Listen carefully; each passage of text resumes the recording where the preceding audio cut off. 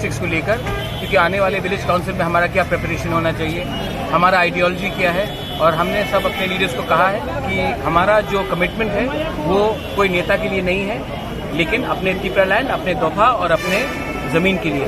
तो ये बात मैंने क्लियरली बताया है और हम रेडी हैं आने वाले इलेक्शन में।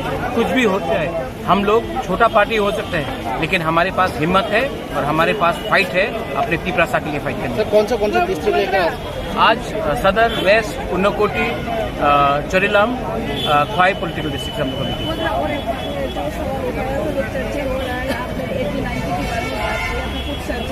क्या 80-90 तो 80 की दंगे के बारे में आप कुछ बोल रहा है तो ऐसे न्यूज़पेपर में हम हर न्यूज़पेपर को रिएक्ट नहीं करता है।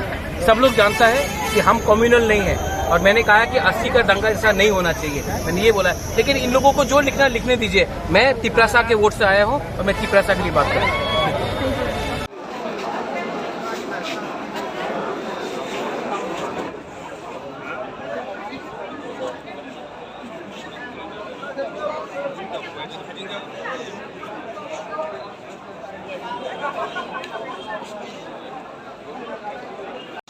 Sir good morning.